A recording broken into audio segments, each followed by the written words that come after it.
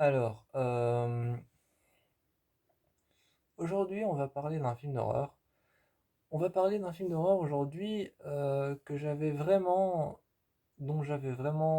pas du tout parlé depuis longtemps. C'est un film dont j'avais pas parlé depuis longtemps et c'est un film que j'ai pas regardé depuis longtemps. Et c'est surtout un film que j'ai dans ma collection depuis assez longtemps. Je vais pas dire depuis ses débuts. Je vais pas dire que c'est un film d'horreur que j'ai dans ma collection depuis ses débuts parce que les débuts de ma collection, ça je sais, ils ont commencé avec le film It Follow. Euh, donc, les débuts de ma collection ont vraiment commencé avec le film It Follow. Ensuite, je crois que ça s'est poursuivi avec d'autres films comme Le Cercle 2 et plein d'autres films d'horreur. Mais celui-là, je l'ai depuis un bout de temps dans ma collection. On va parler de Monster Brawl. Monster Brawl, c'est un film que j'avais vu passer et j'avais pas, j'avais pas l'histoire, donc j'avais pas le contexte. J'avais pas le contexte et je savais pas de quoi ça parle, mais j'ai vu l'affiche et je me suis dit, oh, ça a l'air plutôt bien. Donc je me suis vraiment dit, ah, ça a l'air plutôt bien, ça a l'air sympa. Et je pensais en fait que c'était un film genre des années 1900 ou, enfin, comme, euh, comme Shining ou alors le film Ça. C'est vraiment un film que je pensais aussi vieux que ça et aussi vieux que Shining et que le film Carrie. Je parle pas de Carrie la Vengeance en 2013, hein, mais Carrie qui a été réalisé par Stephen King. Donc le vieux Carrie.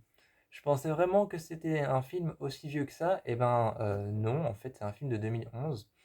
C'est un film de 2011 qui est donc, oui, maintenant il est vieux. Maintenant c'est un vieux film, on peut le considérer comme un ancien film. Mais avant, je pensais qu'il était encore plus ancien et qu'il datait de 1990, un truc comme ça. Et pas du tout en fait. Et ça raconte en fait l'histoire de plusieurs monstres, mais des monstres mythiques, hein, pas des monstres qui ont été inventés pour nous faire peur. Donc ça raconte l'histoire de plusieurs monstres qu'on connaît tous. Je vais une fois prendre le DVD. Où est-ce que je l'ai foutu? Il est ici. Donc on a plusieurs monstres qui sont. Il y a le monstre des marais, classique, hein. Euh, il y a la sorcière, encore une fois un monstre classique. Euh, il y a Frankenstein, la momie. Après, on a un autre monstre que je connais pas trop, mais c'est celui avec un œil ici. Et on a le loup-garou, encore un classique.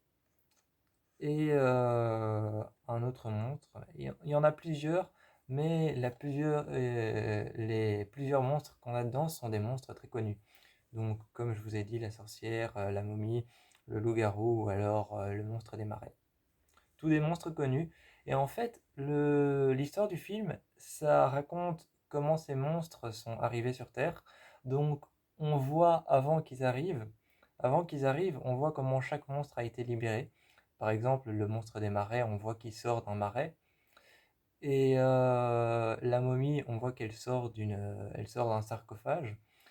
La sorcière, je ne sais plus comment c'est, mais la sorcière, je crois qu'elle vient d'un village abandonné et on voit qu'elle illumine des gens et qu'ensuite elle apparaît chez nous.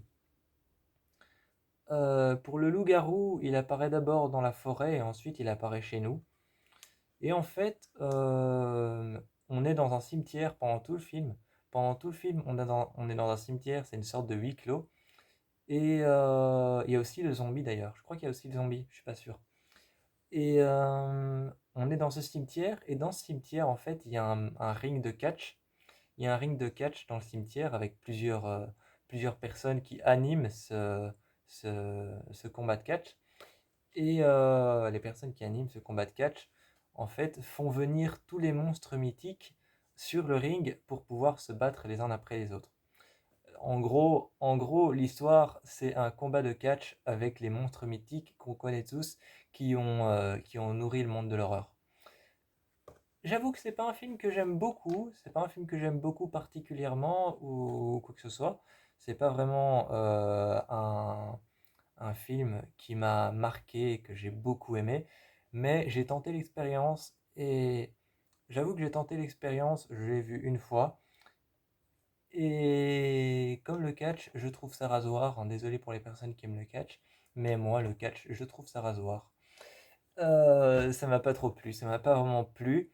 Mais j'avoue que pour un film qui se passe entièrement dans un cimetière, j'avoue que pour un film qui se passe la nuit, entièrement la nuit, parce que on est avec des monstres nuisibles, on est avec des monstres nuisibles comme le loup-garou, comme par exemple la sorcière qui ne se montre jamais le jour, et la momie qui est entièrement dans les sarcophages ou alors dans les cimetières sous les pyramides, donc qui ne se montre pas le jour, ou alors avec encore Frankenstein qui n'est pas un monstre, je pense, qui se montre la journée, un monstre nuisible.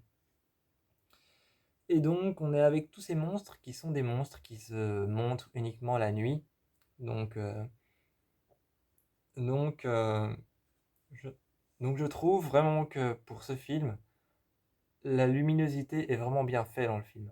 La luminosité est vraiment bien faite dans le film parce qu'on est ici à cet endroit qui n'est pas un endroit très lumineux, très lumineux, pardon.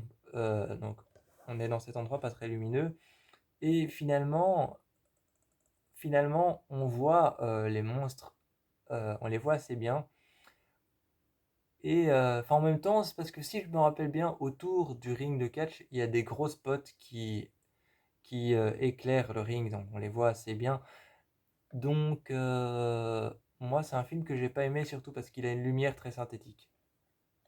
Voilà. Il a une lumière très synthétique et je préfère vraiment les films avec une lumière naturelle. La lumière naturelle, c'est simple. La lumière naturelle, c'est simple, ça se remarque très vite. La lumière naturelle, comment expliquer ça? Comment expliquer ça? La lumière naturelle, en fait, tu vas remarquer que rien ne va changer sur, par exemple, imaginons la couleur de la peau de l'acteur, rien ne va changer. Ou alors les fonds derrière lui, rien ne va changer. T'as pas quelque chose qui va devenir plus fondu ou plus obscur. Rien ne va changer, tandis que la lumière qui est synthétique, en fait, on met un grand voile blanc à côté des acteurs qui sont en train de jouer dans le film. Et derrière, on met un spot de lumière et ça se remarque parce que en fait, la peau des acteurs peut parfois être plus claire ou alors les images derrière, quand on fait quelque chose pendant la nuit, peuvent parfois être plus lumineuses et beaucoup plus claires. C'est comme ça qu'on remarque la différence entre une lumière synthétique et une lumière naturelle.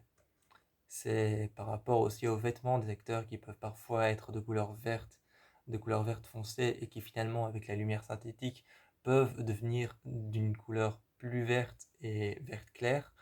Donc voilà, et comme on est dans un cimetière, là, forcément, le film a été obligé d'utiliser de la lumière synthétique. Ce qui ne me plaît pas en général dans les films, c'est la lumière synthétique. Donc, j'ai pas vraiment plus à dire sur ce film parce que c'est un film qui parle de catch et moi le catch, je n'y connais rien et je trouve ça complètement rasoir. Mais pour ceux qui aiment bien, je vais dire pour ceux qui aiment bien les monstres, pour ceux qui aiment bien les combats dans les films d'horreur, pour ceux qui aiment bien les serial killers, je vais vous dire que c'est un peu la même chose, donc tentez l'expérience.